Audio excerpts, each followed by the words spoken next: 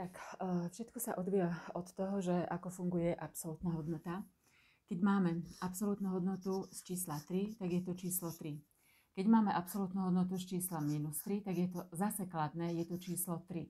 Lenže rozdiel je v tom, že keď ja som si istá, že mám v absolútnej hodnote kladné číslo, tak ja viem celé toto tu napísať bez tej absolútnej hodnoty tak, že ju tam nedám ju tam a rovná sa to tomu istému číslu. Ale keď som si istá, že mám pod absolútnou hodnotou, alebo teda v absolútnej hodnote záporné číslo, tak takisto to viem napísať bez absolútnej hodnoty, ale napíšem číslo opačné k tomu, čo mám tu, pretože absolútna hodnota z čísla minus 3 je vlastne mínus, to neznamená, že záporné, ale je opačné, k číslu minus 3.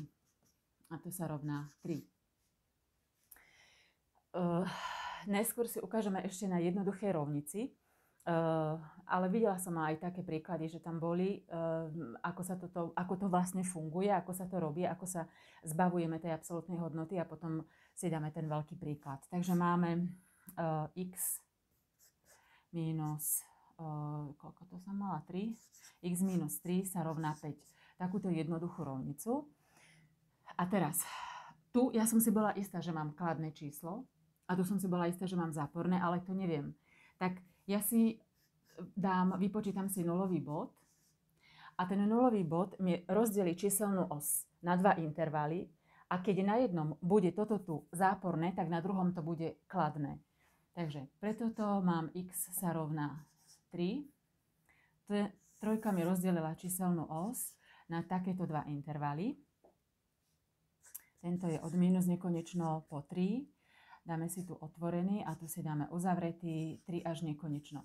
V podstate teraz tieto otvorený, uzavretý, je to jedno, lebo máme rovnicu. Keby sme mali nerovnicu, tam už by sme museli dávať na to pozor, že kde je otvorený a kde je uzavretý, ale teraz to nemusíme riešiť.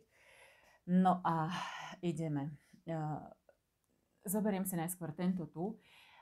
Nejaké číslo také najjednoduchšie z toho intervalu, tu najjednoduchšie je 0. Takže keď si dosadím štvorku sem za to x, dostanem 4 minus 3 kladné číslo. No a keď ja viem, že mám kladné číslo tu, tak ja to môžem napísať kľudne bez tej absolútnej hodnoty. To znamená, na tomto intervale som si istá, že toto vo vnútri je kladné, takže to viem prepísať kľudne bez tohoto. X minus 3 sa rovná 5, ako keby tam tá absolútna hodnota ani vôbec nebola. To je, keď mám kladné, tak je to kladné. A z toho vypočítam, že x sa rovná 8. Keď si tam dosadím na tomto intervale číslo, dostanem 0 minus 3 je minus 3. Vo vnútri mám záporné číslo. Keď som si istá, že mám vo vnútri záporné číslo, tiež to viem napísať bez odmocniny, či teda bez tej absolútnej hodnoty, ale musím napísať opačné číslo k tomuto tu. To znamená, tu musím dať opačný výraz, takže dám mínus opačné, x minus 3, zavrieť zátvorku, sa rovná 5. Odstraníme toto, dostaneme, že mínus x plus 3 sa rovná 5. X na druhú stranu, to znamená, že x sa rovná mínus 2.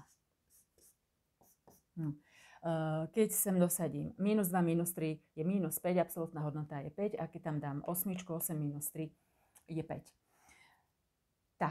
Takto to funguje, že my si vlastne určíme nulový bod. Nulový bod nám rozdelí číselnú os na dva intervaly, na dva rôzne svety. Pre tento mám vo vnútri určite kladný ten výraz, takže to napíšem. Prepíšem tú rovnicu bez absolútnej hodnoty, môžem, keď je to kladné. Na tomto intervale som si istá, že to mám záporné vo vnútri. Keď to mám vo vnútri záporné, musím to napísať opačné k tomu, čo je vo vnútri. Opačné k tomu, čo je vo vnútri, je toto tu a takto. No, ešte som len chcela povedať, že videla som tam aj takéto jednoduché rovnice, neviem teda, odkiaľ ste zobrali takúto zložitú, ale videla som, že ja som pozerala aj takéto. A tieto jednoduché nemusíte robiť takýmto zložitým spôsobom, ja som len ukazovala to mechanizmus, ktorý potom použijeme na tej zložitejšej. Keby ste mali vypočítať takéto tu, že x minus 3 sa rovná 5, tak to sa úplne jednoducho vypočíta tak, že táto absolútna hodnota sa číta ako vzdialenosť tu dám xu, mínus sa číta ako od, takže vzdialenosť xu od 3 je 5. Takže od trojky nakreslím si trojku, nakreslím si číslo, ktoré je vzdialené od trojky opäť. Tu je 8, tu je minus 2 a toto už sú tie riešenia.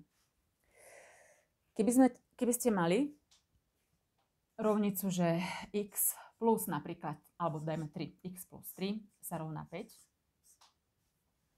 tak v tomto prípade je to vzdialenosť xu, tak toto je vlastne, že, kde to napíšem, to je vlastne, že x, vzdialenosť xu od, to je, tá mínuska je od minus trojky.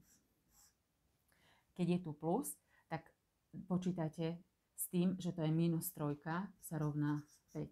Tým pádom by ste si dali na číselnú os minus trojku a zase 5 na jednu stranu, 5 na druhú stranu, to je 3, toto je 2, a toto je 5 na druhú stranu je minus 8 a tu by bolo riešenie k sa rovná minus 8 a 2. Minus 8 plus 3 je minus 5, to je to, a 2 plus 3 je 5. Takže toto je veľmi užitočné, vedieť si to pretlmočiť do takého jazyka. Absolútna hodnota je vzdialenosť xu, mínuska je od trojky, je 5. A už si len nakreslite to, čo ste povedali. Keď od trojky nájdete si trojku, 5 na jednu stranu, 5 na druhú stranu a toto sú tie. No,